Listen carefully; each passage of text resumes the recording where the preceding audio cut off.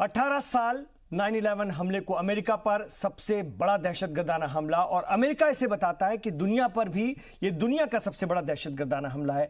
लेकिन इससे बड़े बड़े दहशतगर्दाना हमले दुनिया ने झेले हैं, उन मुल्कों ने झेले हैं जिनका कोई नाम लेवा नहीं था, उन मुल्कों ने झेले जो अपनी बात दूर तक नहीं पहुंचा पाते थे और वो मुतासिर रहे। उनमें कहीं ना कहीं हम भी थे और हम आज तक मुझसे मुतासिर हैं। लेकिन अब 2014 के बाद हमने चीज़ों को और मुस्तैदी से समझा है और आज हम भी इस कुव्वत के साथ मैदान में है कि कोई हमारे खिलाफ टेढ़ी नजर नहीं कर सकता। कम से कम ये हालात हमने भी बना लिए हैं। लेकिन आगे अगर हम बढ़ें, डॉक्टर एसपी पांडे साहब, अमेरिका में 9/11 के बाद कोई ऐसी बड़ी घटना नहीं हुई। छुटपुट कोशिश हुई लेकिन वो कामयाब नहीं हो पाई। उनके एम्बेसीज वगैरह में दुनिया के दूसरे मुल्कों में हुई, लेकिन अमेरिका के अंदर किसी ने इस ढंग से करने की कभी जुर्रत नहीं की। लेकिन ये भी अगर देखें तो 60% से ज्यादा आतंकवाद 9/11 के बाद बढ़ा है। अमेरिकन तो नहीं उसमें मारे गए, लेकिन दुनिया के दूसरे मुल्कों के या दूसरे लोग उनके सबसे ज्यादा शिकार हुए। निश्चित तौर पे अमेरिका ने उसके बाद एक ऐसा सुरक्षा चक्र अपनाया आतंकवाद के खिलाफ लड़ने की जो उसकी मुहिम थी, जो उनका बड़ा प्रयास था, वैश्विक स्तर पर आपको दिखा कि कोई भी देश या कोई संस्था ऐसी जो आतंकवाद को प्रमोट करती थी, जैसे आप देखें कि ISIS सबसे बड़ी इस समय हमारे बीच में सबसे खतरनाक संस्था है आतंकवाद को प्रमोट करने वाली, लेकिन उन्होंने भी हिम्मत नहीं किया डायरेक्टली अमेरिका पे कभी अटैक करने का। और आप देखें चाहे तालिबान के जो आतंकवादी रहे हों, वो भी अमेरिकी दूतावास जैसे दूसरे देशों में जहां जहां अमेरिकी दूतावास है वहां छोटा मोटा प्रयास उन्होंने किया, लेकिन 18 सालों में आपने देखा कोई बड़ा उदाहरण हमले का अमेरिका के ऊपर या अमेरिका से जुड़े कहीं भी स्थान पर आपको नहीं देखने इमरान जी मिला। ये सबसे बड़ी बात विश्व को भी संदेश है कि आप अपनी व्यवस्था को इतना मजबूत करें। जैसा भारतवर्ष में हमने देखा कि हमारे अतीत में भी कई अच्छे कदम उठाए गए, सराहनीय कदम है।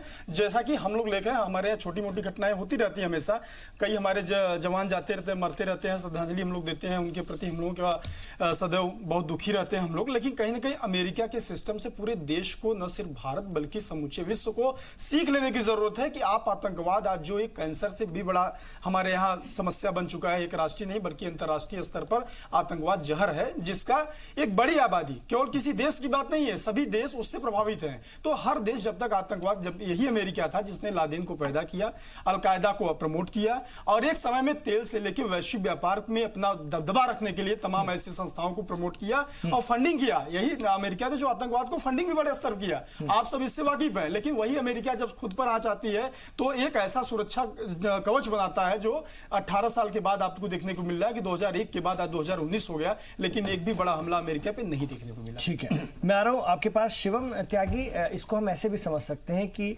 9/11 के बाद हिंदुस्तान ने झेला, 26/11 झेला और इसके बाद हमने अपनी ट्रेनों में सीरियल ब्लास्ट झेले और भी बहुत सारी चीज़ें हम उससे मुतासिर रहे, कहीं ना कहीं हम उससे प्रभावित रहे।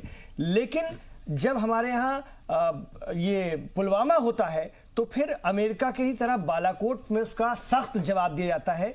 तो ये जब रणनीति आ गई है, ये जो दृढ़ इच्छा शक्ति आ गई, जैसे अमेरिका के भीतर पैदा हुई थी, जैसे कि अमेरिका ने जब 9/11 के बाद अफगानिस्तान को पूरी तरह से कैप्चर कर लिया और चुन चुन करके दहशतगर्दों का सफाया किया, यही हिकमत अमली, यही रणनीति क्या इस तरह के मामलों में आप काम कर सकती है? बिल्कुल इमरान जी, देखिए एक चीज और है कि हिंदुस्तान और अमेरिका में अगर हम वैसे खास तौर पर टेररिज्म को लेकर बात करें तो हमारा जो रवैया है कभी दो तरफा नहीं रहा। आतंकवाद को लेकर हमारा सिंगल लाइन एजेंडा है। मैं थोड़ा सरकार से आगे जाकर कहता हूं कि सरकार चाहे कोई भी रही हो, लेकिन हां, जहां तक विल पावर की बात है वो 2014 के बाद अगर आप देखेंगे तो चीजें आपको कहीं ना कहीं अपने आप ही डिफरेंट दिखाई देंगी।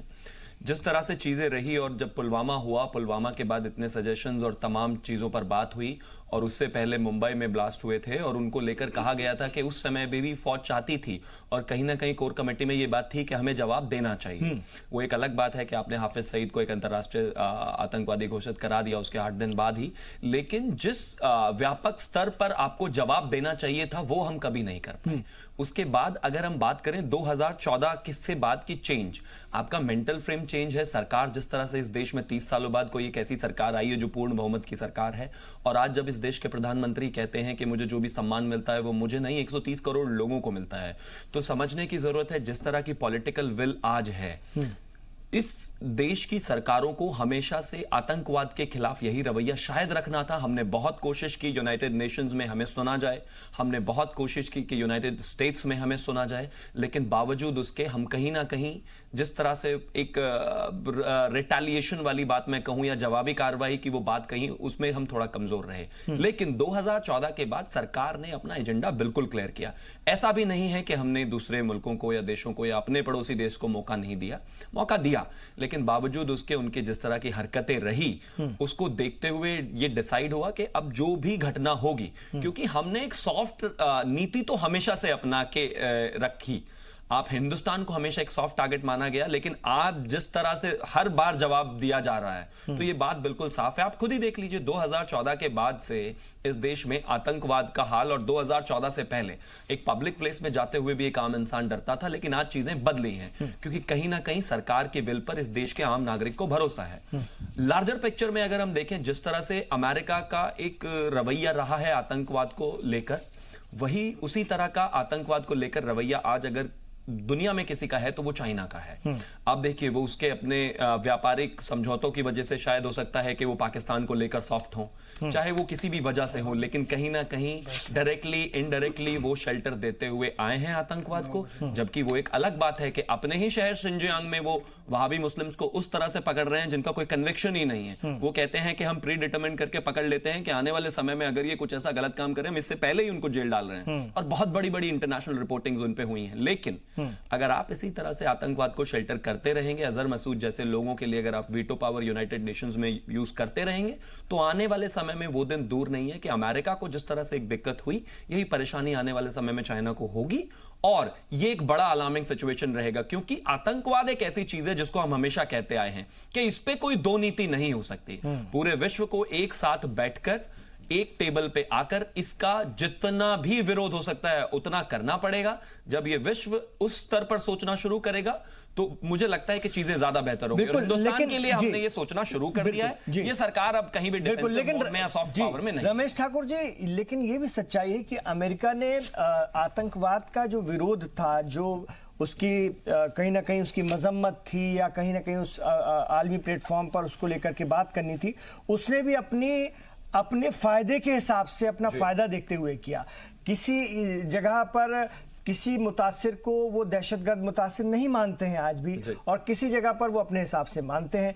तो ये उनका भी एक तरीका है। यही हम देखते हैं, इसी वजह से हम देखते हैं कि यमन में सऊदी के साथ वो हैं, और जो मुतासिर हैं जिनका शासक छोड़ करके सऊदी भागा हुआ है, और वहां पर जनता, वहां पर अवाम जो है मुकाबले में है, वो उनके लिए आतंकवादी है, बनिस्बत इसके कि किसको आतंकवादी कहना चाहिए जो कि अपना मुल्क छोड़ करके दूसरी जगह पनाह लिए हुए, और उसको एक व्यक्ति को बचाने के लिए पूरे मुल्क पर बमबारी की जा रही है सऊदी के जरिए, और सपोर्ट कौन कर रहा है?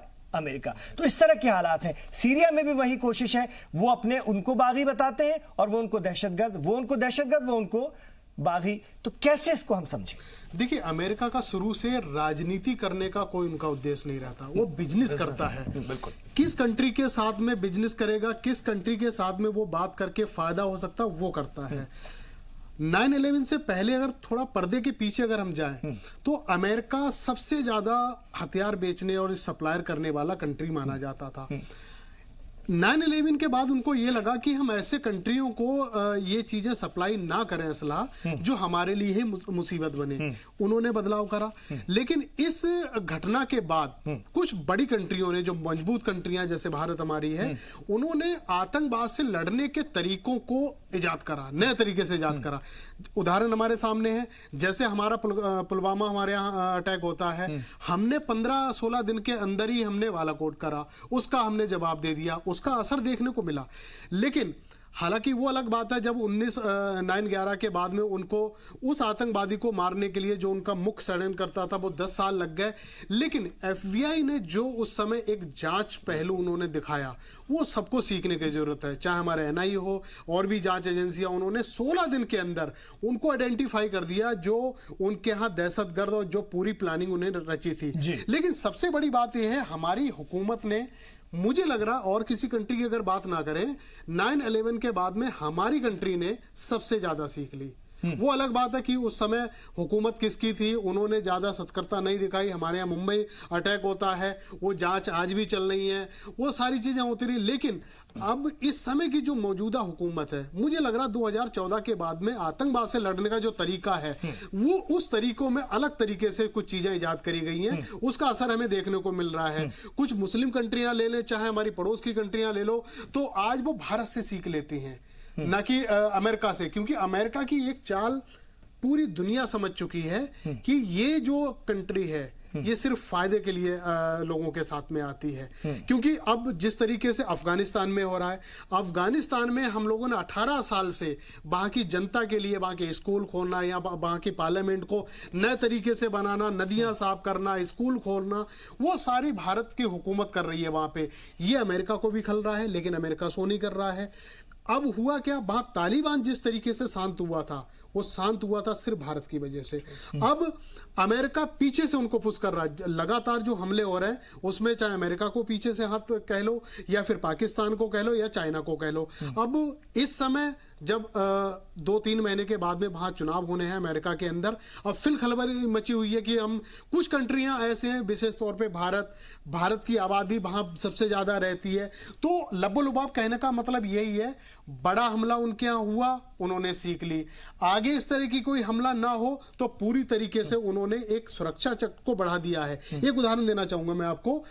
जब डोनाल्ड ट्रंप जिस चुनाव में आ रहे थे पहले अपने कार्यकाल के लिए, तो उन्होंने एक मुद्दा छेड़ा था मैक्सिको के लिए। मैक्सिको के इस समय जो अगर अमेरिका परेशान है तो मैक्सिको की आबादी के लिए है, क्योंकि वहां के दहशतगर्द इनके यहाँ अफीम, गांजा, चर्स की सप्लाई सबसे ज्यादा कर रहे हैं। अब उनको रोका कैसे जाए?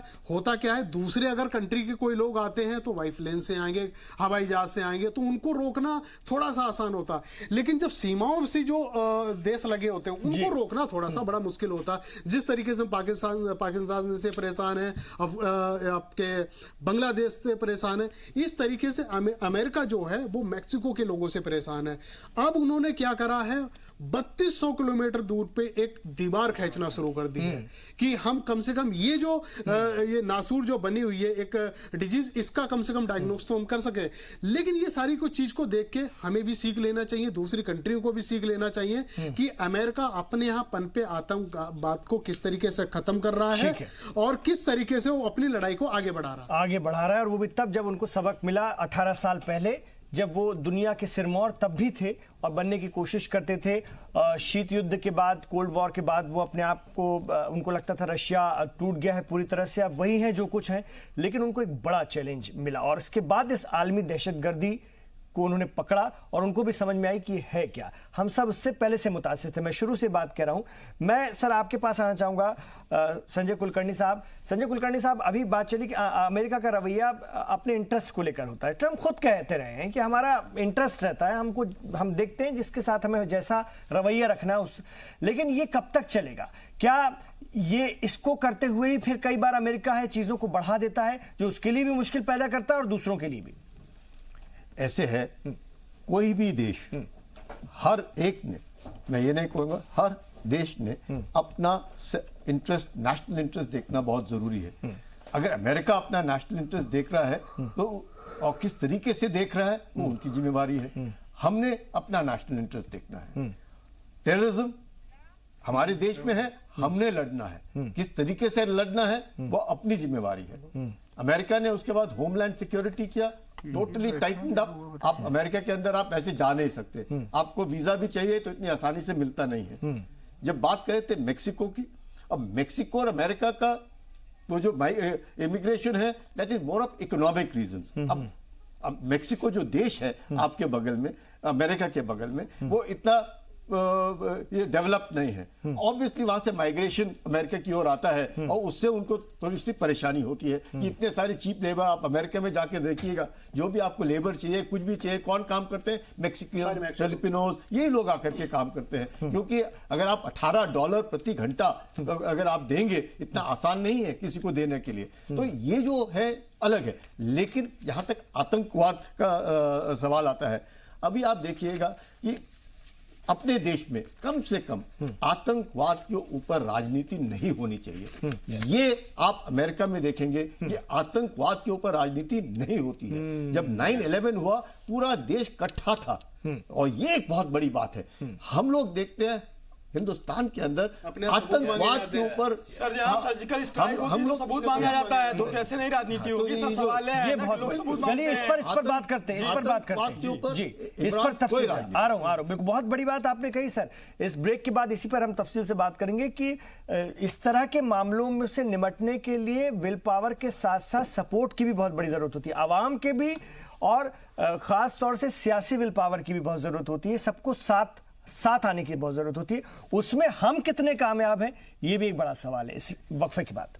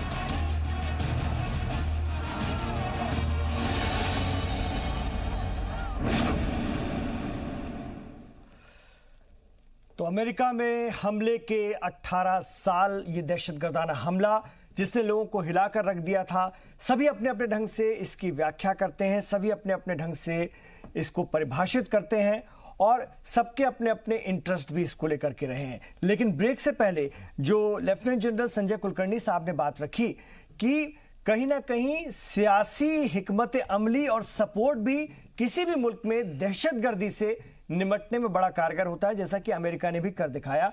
हम अगर अपने ऊपर लेकर देखें डॉक्टर एसपी पांडे, तो हम इसमें कितना पीछे हैं। हमारे यहाँ बड़े इख्तिलाफात रहते हैं दहशतगर्दी को लेकर भी, और जब इस तरह के मामले होते हैं तो अपोजिशन का रवैया, हुकूमतों का रवैया मैच नहीं खाता, वो कितना मुश्किल कर देता है।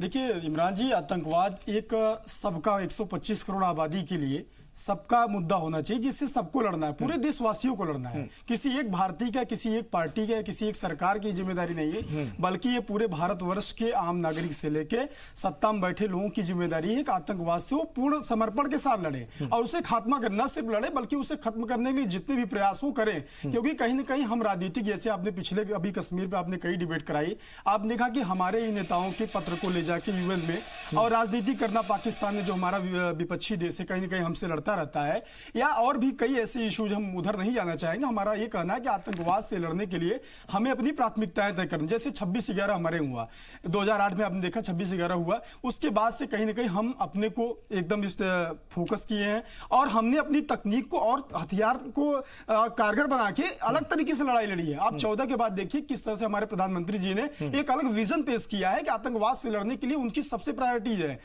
उनकी प्राथमिकता सूची में आतंकवाद से लड़ना सबसे, और आतंकवाद से लड़ना ही नहीं बल्कि आतंकवाद को खत्म करना उनका सबसे बड़ा। लेकिन समस्या यह है ना शिवम त्यागी कि जब पुलवामा में अटैक हुआ तो हिंदुस्तान का विपक्ष ये कह रहा था कि वो इतना सारा साजो सामान लेकर या बारूद लेकर के आया कैसे, इसका जवाब दे सरकार। और जब बालाकोट में सरकार अपनी कार्रवाई करती है तो विपक्ष कहता है सबूत दो। तो अमेरिका में कम से कम इस तरह के हालात इस तरह के मौकों पर तो नहीं बनते हैं। तो ये विल पावर और ये सपोर्ट कितना अहम होता है? देखिए, हम उस विपक्ष की बात कर रहे हैं कि जब इस देश में किसी आतंकवादी को मारा जाता है तो इस देश की 2014 से पहले की सो कॉल्ड राजमाता जो श्रीमती सोनिया गांधी हैं वो रोती हैं। उन्हीं के मंत्री जो हैं ऐसा कहते हैं आकर, मैं नहीं कह रहा हूं ये। तो उनसे अगर मैं एक पॉजिटिव विपक्ष की अपेक्षा करूं तो मुझे लगता है थोड़ा मुश्किल है। दूसरी बात, जब हम हिंदुस्तान की बात करते हैं, फौज की बात करते हैं, जब हम कहते हैं कि आतंकवाद के खिलाफ इस देश को एक रहना चाहिए, इसका एक सीधा सा मतलब ये है कि मैं अपने आसपास वाले से लड़ाई कर सकता हूं, लेकिन जब कोई आके बाहर से उस आसपास वाले को गोली मारेगा तो मुझे उसके साथ खड़ा रहना चाहिए। अगर मैं उसके साथ नहीं खड़ा होऊंगा तो कल गोली मुझे भी लगेगी बाहर से, ये तय है। लेकिन इस बात को समझने के लिए एक पॉजिटिव विपक्ष होना जरूरी है। हमारे आपसी मुद्दे हो सकते हैं, आप सरकार से सहमत या असहमत हो सकते हैं, जितनी लड़ाई करनी है आप करिए, लेकिन जब मामला आतंकवाद का हो, जब मामला देश का हो, तो मुझे लगता है आपको वही नीतियां अपनानी चाहिए जो इजराइल अपनाता है, वही नीतियां अपनानी चाहिए जो अमेरिका भी अपनाता है, वही नीति अपनानी चाहिए जो इस देश में बहुत जरूरी है। क्योंकि हमारे देश में आतंकवाद से लड़ना सबसे बड़ा चैलेंज है और उसका रीजन ये है कि डाइवर्सिटी बहुत ज्यादा है। उस डाइवर्सिटी में कौन कब किस जनता के एक सेगमेंट का, स्पेसिफिक सेगमेंट का सेंटिमेंटल फायदा लेकर देश में आग लगा सकता है। तो मेरा ख्याल है कि जिन लोगों को सुना जाता है, जो विपक्ष के नेता हैं, उनके लिए सबसे ज्यादा जिम्मेदारी, डाइवर्सिटी तो अमेरिका में भी बहुत ज्यादा है और वो भी दुनिया के सबसे पुराने लोकतंत्र हैं। लेकिन उनमें लोकतंत्र और इस लोकतंत्र में बहुत जमीन आसमान का फर्क है। देखिए, यहां पर समझना पड़ेगा विपक्ष को कि जब मामला आतंकवाद का है तो इकट्ठे होकर साथ में खड़े होकर लड़े ना, बाकी समय लड़ते रहे, कोई परेशानी नहीं का है ना। लेकिन वो इस चीज को नहीं समझेंगे। आप कल ही अगर कुछ होता है या कल ही अगर कुछ हुआ है तो हमेशा कोई ना कोई एक स्टेटमेंट आपको किसी की जरूर मिल जाएगी जिसमें सबूत मांगने से लेकर और कितने मरे इससे लेकर सारी दुनिया मान लेगी इस बात को। और कहने वाले लोग तो ये तक भी कहते हैं और बाकायदा चैनल पर कहते हैं आकर कि पुलवामा कहीं प्लान्ड तो नहीं था। मतलब आप ये इतनी गिरी हुई सोच आप किससे उम्मीद रख सकते हैं? आप इस देश के जवानों की बात कर रहे हैं, आप उन जवानों की बात कर रहे हैं जिनके लाखों लोग जो शहीद हुए हैं। लेकिन वो है कि जब आप राजनीति में आते हैं तो स्तर इतना गिरा देते हैं, या फिर विपक्ष की भी अगर भूमिका निभाते हैं तो इस तरह से नेगेटिविटी से निभाते हैं कि उनको किसी भी चीज में राजनीति करनी है। मुझे लगता है आज के टाइम में सबसे ज्यादा, और इसका खामियाजा भुगत भी रही है कहीं ना कहीं। अगर आज विपक्ष का ये हाल है तो उसकी जिम्मेदार यूट्यूब की वही लाइब्रेरी है जिसमें उन्होंने बयान दिए हुए हैं। जब भी आप और फिर उसके बाद कहते हैं कि ये भारतीय जनता पार्टी नेशनलिज्म पर चुनाव लड़ती है, राष्ट्रवाद पर लड़ती है। भारतीय जनता पार्टी राष्ट्रवादी पार्टी इसलिए है क्योंकि आपने इतना एंटी इंडिया जो मसाला है वो इकट्ठा कर दिया इस देश में कि आज आप टोटली अगर मिला लें तो कुल मिला के 100 के अंदर निपट जाते हैं। वो आपकी खामी है, वो आपकी गलतियां हैं। आपने जो पास में किया है उसी को आप बर्दाश्त कर रहे हो। और अगर समय से नहीं आते हैं तो आज इस देश का युवक जो है, आज इस देश की जनता जो है, ये समझ गई है, नेता समझे या ना समझे, जनता जरूर समझ गई है कि देश सर्वोपरि है और सबसे पहली थ्रेट आतंकवाद है। बिल्कुल, सबसे पहली थ्रेट आतंकवाद है। और रमेश जी, दुखदाई बात तो यह है कि 18 साल बाद भी दहशतगर्दी ज्यों की त्यों बनी हुई है। दुनिया अभी भी उससे मुतासिर हो रही है। अमेरिका सीधे तौर पर नहीं, लेकिन अगर हम देखें तो इनडायरेक्ट उससे प्रभावित है, मुतासिर है कहीं ना कहीं। उन्होंने इस घटना के बाद तो अपने आप को सुरक्षा के मद्देनजर टाइट किया, लेकिन किसी न किसी रूप में उसका वो भी शिकार हो रहे हैं। नहीं, अमेरिका बचा है, लेकिन अगर पूरे संसार की अगर बात करें तो आतंकवाद से मतलब इन 18 सालों में घटा नहीं बढ़ा है। अगर हम देखें श्रीलंका में इतना बड़ा हमला होता है, उसके बाद में हमारे यहाँ हमला होते हैं, ठीक है, और देशों में हमले होते नहीं होते, रुके नहीं है। अमेरिका ने बहुत कोशिश करी रोकने के लिए, रुका भी। उनकी जो सुरक्षा एजेंसी है, अब जिस तरीके से हम लोगों ने जब कोई बड़ा हमला होता, आपने फरमाया, शिवम भाई ने फरमाया कि पूरा देश एक हो जाता है, लेकिन कमोबेश वैसी स्थिति हमारे यहाँ नहीं देखने को मिलती है। अब कल ही देखिए यूएनआरसी में जिस तरीके से पाकिस्तान जाता है, तो उन्होंने तो खुल के लिखित में दे दिया कि जब कश्मीर को लेके हम लोग ही एक नहीं है, तो पाकिस्तान ने लिखित में दे दिया कि राहुल गांधी का बयान देखो हमारे पक्ष में है, और दूसरा उमर अब्दुल्ला का बयान दे दिया, देखो वो हमारे पक्ष में बोल रहे हैं, वो अपने देश के खिलाफ बोल रहे हैं। तो ये बड़ी शर्म वाली बात है कि राष्ट्र हित के लिए जब कोई बात आती है, पूरे देश के लिए जब कोई बात आती है, तो कम से कम मुझे लग रहा उस समय इकट्ठा आपको एक मंच पे खड़ा होना चाहिए, एक भाषा बोलनी चाहिए। तो ये बड़ी शर्म वाली बात है। ठीक है सर।